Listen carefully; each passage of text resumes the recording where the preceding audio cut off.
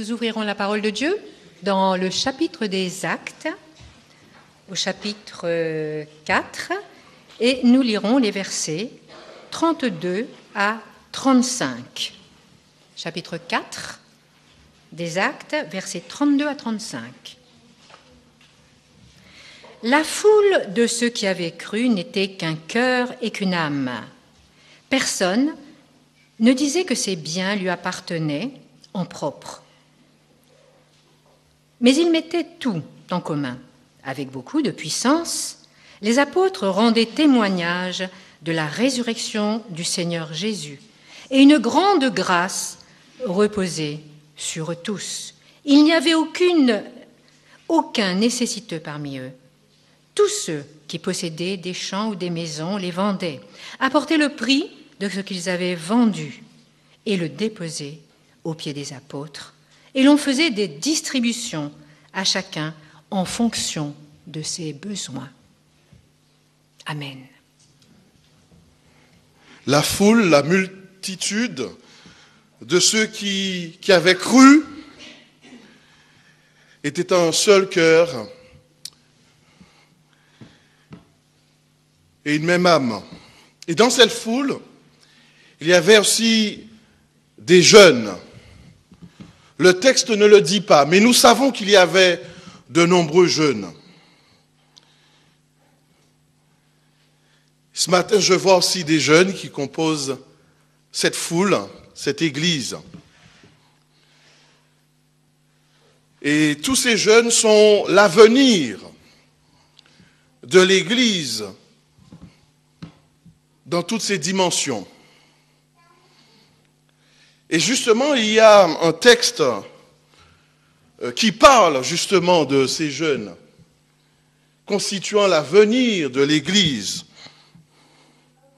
constituant aussi le présent de l'Église, le présent dont nous avons besoin aujourd'hui. Alors je vais leur demander de se lever pour que vous puissiez les voir. Tous nos jeunes qui ont entre 12 et 35 ans, je vais vous demander de vous lever, s'il vous plaît. Il y en a encore qui restent assis. Il faut que nous puissions les voir.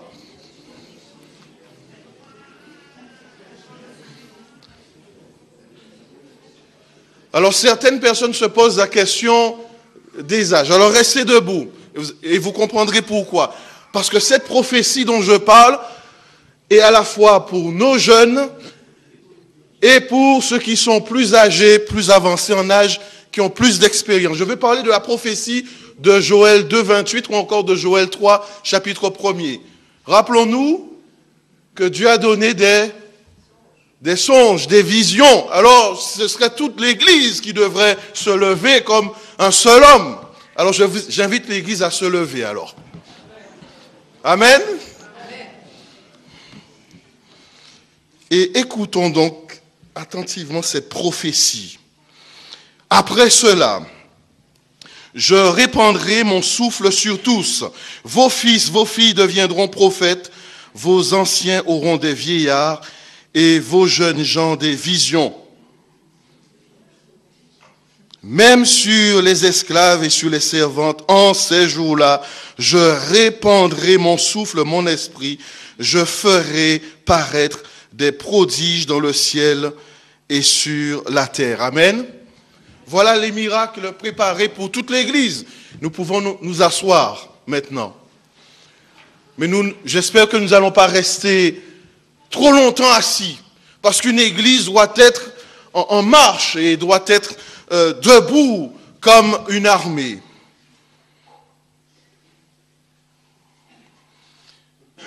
Alors certaines personnes diraient que c'est une Église trop belle pour être vraie. Que c'est une Église cristallisée dans l'histoire des premiers croyants, touchée par le Saint-Esprit, constituant un groupe différent de ceux qui partagent leurs biens mais pas seulement, qui partagent cette annonce de l'Évangile, qui rendent un témoignage extraordinaire, si bien qu'il n'y avait parmi eux aucun indigent. Trop belle pour être vraie. Dans ce texte qui nous unit ce matin dans les actes des apôtres, que dis-je, les actes du Saint-Esprit, chapitre 4e, il est parlé d'une multitude, la multitude, la foule, composée de jeunes, de moins jeunes, de toutes les tranches d'âge. Et parfois, cette multitude nous pose problème parce que nous pensons, nous croyons que l'unité vient avec le petit nombre. Si c'était vrai, et nous connaissons nos différences, et nous savons très bien qu'on peut être deux et être teinté de différences. Mais ce texte nous interpelle, une multitude, une foule unie, un seul cœur, une seule âme, par le miracle du Saint-Esprit. Et les versets qui précèdent constituent en quelque sorte le renouvellement d'une Pentecôte. Il y a plusieurs Pentecôtes dans le livre des Actes. Les versets 31 font état d'une autre Pentecôte. Lisez avec moi. Donc, Actes, chapitre 4e, verset 31. Quand ils eurent prié, le lieu où ils étaient rassemblés trembla, et ils furent tous remplis de l'Esprit Saint. Ils disaient la parole de Dieu avec assurance. Et nous comprenons que fort de cette nouvelle Pentecôte, de cette nouvelle manifestation de l'Esprit, que la multitude constitue un seul cœur et une même âme.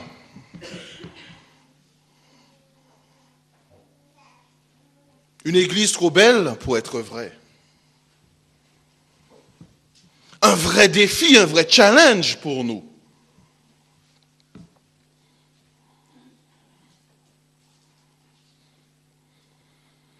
Cette église n'est pas unie simplement grâce à ses forces vives, pas simplement grâce aux biens matériels, pas simplement grâce à ses idées, ses méthodes, mais une église unie autour de l'Esprit, avec l'Esprit, sous la direction de l'Esprit.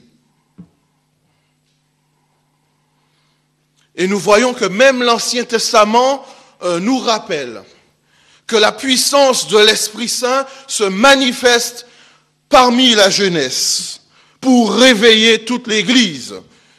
Et je fais aussi référence à notre histoire. Nos pionniers étaient des jeunes et ils ont bouleversé leur époque. Tu confirmes, Pascal? Il confirme. Des jeunes qui ont bouleversé leur époque, si bien que le message est arrivé jusqu'à nous. Alors, chers jeunes, tu es chez toi ici. Tu n'es pas en dehors de l'Église, mais tu es l'Église.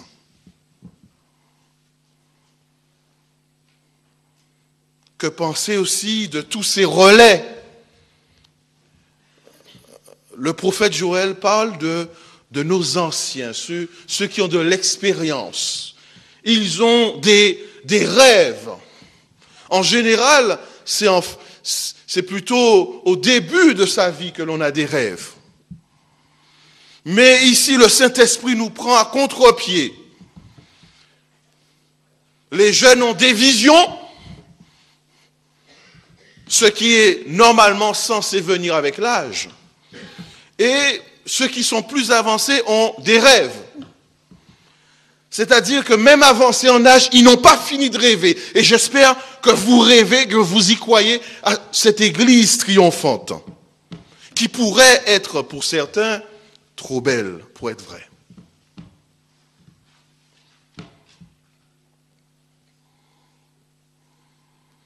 Une multitude sous la direction du Saint-Esprit. C'est incroyable. J'ai presque envie de dire que ça relève d'un conte. Mais puisque c'est la parole de Dieu, je ne peux pas vous dire autre chose. C'est la vérité.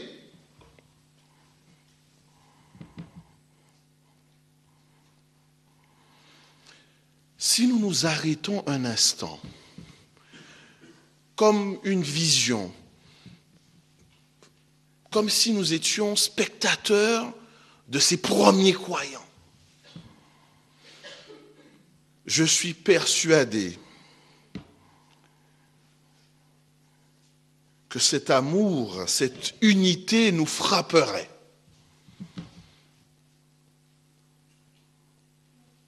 Des hommes, des femmes, des jeunes, des moins jeunes, de toutes les tranches d'âge, de toutes les catégories sociales, qui n'ont qu'un seul objectif, qu'une seule raison d'être, partager un fait extraordinaire, la résurrection du Christ. Amen.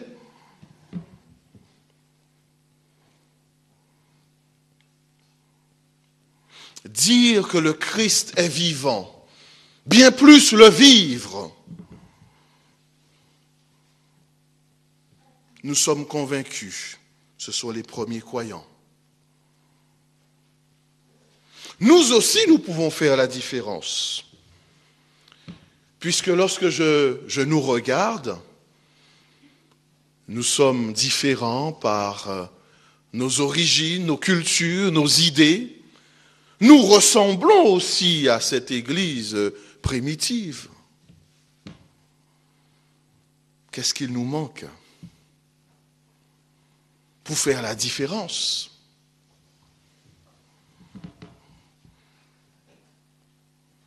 Il semble que le texte de ce matin nous donne quelques éléments de réponse. Pour être unis à ce point, pour avoir comme seul objectif l'annonce de la parole, vivre simplement cette parole, cela nécessite la présence du Saint-Esprit. En effet, le lieu où il se trouve, ce lieu de prière tremble et ils sont remplis du Saint-Esprit.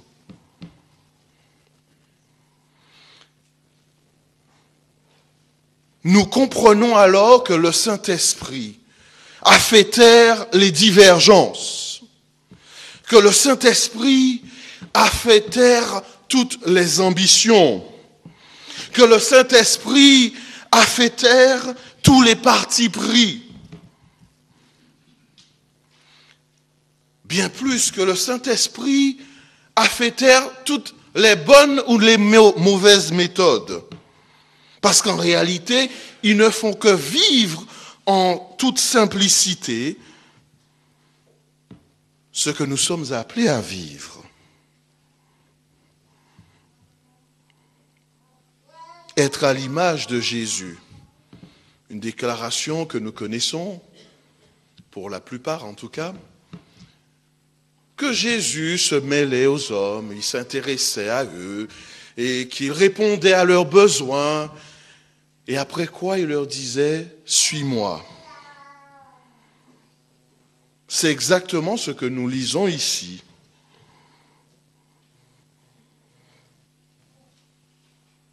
Personne dans cette église ne s'approprie ses biens propres. Cela se comprend. Un seul cœur, une même âme, le désir de partager, de faire du bien. Je crois bien que nous avons déjà lu cette partie du texte dès le chapitre 2, où il est question de l'assiduité dans l'enseignement des apôtres, de la communion fraternelle, dans le partage du pain, dans les prières. Nous parlons des 4 piliers de l'Église primitive. Mais c'est surtout 4 piliers pour nous aujourd'hui. Et puisqu'ils sont unis dans cet enseignement, dans les prières, dans la communion, dans le partage du pain, alors, de nombreux miracles commencent à se produire. Ils sont unis, et au verset 47 du chapitre 2, juste une phrase, et le Seigneur ajoutait à l'Église ceux qui sont sauvés. Simplicité mathématique ô combien redoutable. Nous n'avons pas cherché bien loin les méthodes, ni même les idées. La Bible contient tout, et en particulier le livre des Actes. Une église trop belle pour être vraie? Non, je ne pense pas. Simplement une église sous la direction du Saint-Esprit. C'est tellement bien mieux lorsque le Saint-Esprit conduit tout et dirige tout. Oh, combien cela nous interpelle, parce que nous devons faire le deuil de nos idées, de nos perceptions. En tout cas, mettre au service de l'esprit idées, perceptions, actions, méthodes. Et le Seigneur se charge du reste, en ajoutant à l'Église ceux qui sont sauvés, de nombreux croyants. Je ne doute pas un seul instant que notre désir soit d'agrandir le royaume de Dieu, en faisant d'autres disciples. Simplement, rien qu'à entendre nos annonces, nous voyons que nous avons le désir d'accueillir tous ceux qui nous visitent. Nous avons le désir de mettre en place des projets missionnaires, disons-nous. Mais nous ne pouvons le faire sans l'appui, sans le secours et sans la prééminence du Saint-Esprit.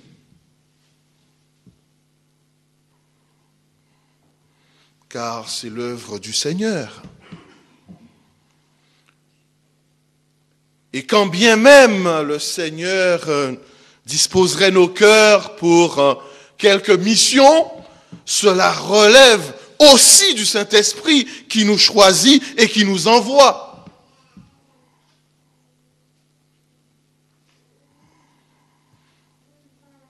Une église trop belle pour être vraie?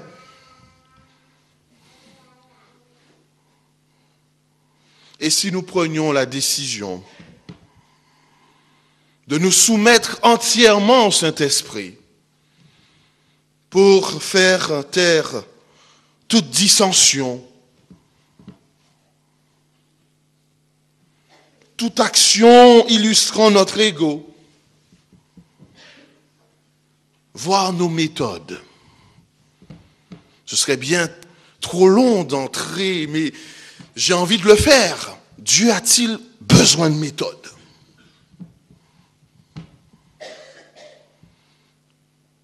Et lorsque je pose la question, je pèse mes mots.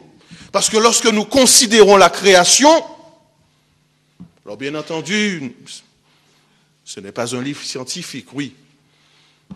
Mais quand même, lorsqu'il parle et cela réalise,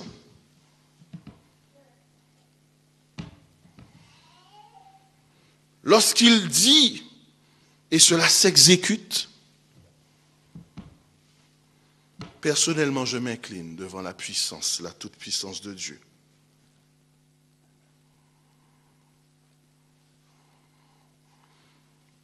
Et je m'efforce simplement de dire, Seigneur, me voici, envoie-moi. Cela fait appel à notre foi. C'est déroutant parfois, parce qu'il lui arrive souvent d'agir sans méthode. Mais il lui arrive aussi d'agir avec méthode, bien pour nous faire comprendre qu'il est Dieu. Et nous aurons toujours du mal à le définir et à l'enfermer dans nos théories et nos perspectives. Ce n'est pas interdit. Seulement, il y a une prééminence du Saint-Esprit qui construit l'Église, qui édifie l'Église. Nous l'avons lu. Après cela, je répandrai mon esprit sur toute chair. Vos fils, vos filles deviendront prophètes. Ils annonceront la parole, ils vivront de cette parole. Alors je vois certains jeunes qui se disent, peut-être qu'on parle pour le 22e siècle. C'est encore loin à venir. Mais le Seigneur est tellement déroutant, ça arrivera bien plus vite que nous le croyons. Il y a des jeunes qui sont déjà prêts. Il y a des jeunes qui ont déjà répondu. Alors que nous croyons qu'ils sont bien loin derrière. Détrompons-nous. Il semble que pour achever la mission qui est la nôtre, que Dieu ait choisi à la fois la jeunesse, sa jeunesse, son Église, tous ceux qui le désireront. Le texte de Joël nous interpelle, surtout lorsque l'on met en parallèle avec le texte du livre des Actes. Sur toute chair. Même, j'ai envie de dire que l'on peut même extrapoler. Même ceux qui ne sont pas nommés dans ce texte de Joël sont compris. Sur toute chair. Même sur ceux qui ne sont pas prévus. Les servantes, les serviteurs. J'ai presque envie de dire les invisibles. Ceux que nous n'avons pas encore vus, mais que Dieu a déjà prévus dans sa préscience.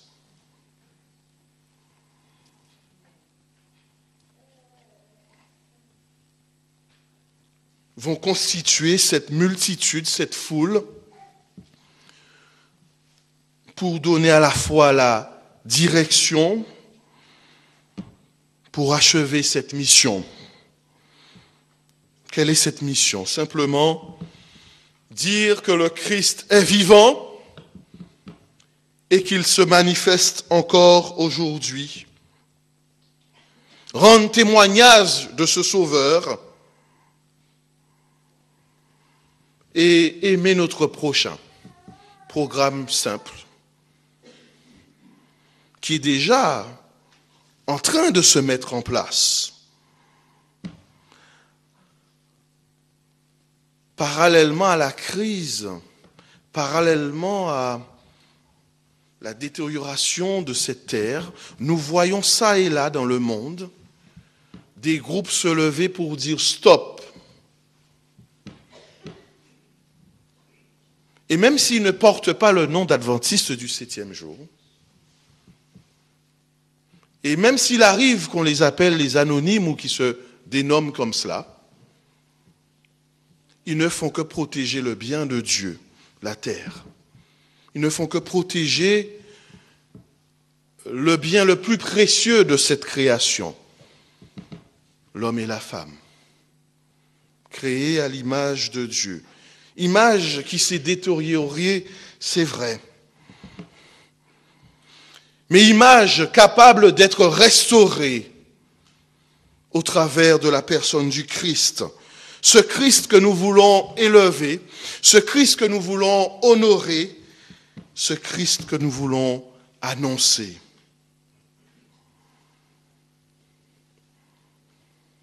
Une église trop belle pour être vraie? C'est à nous de décider. Amen.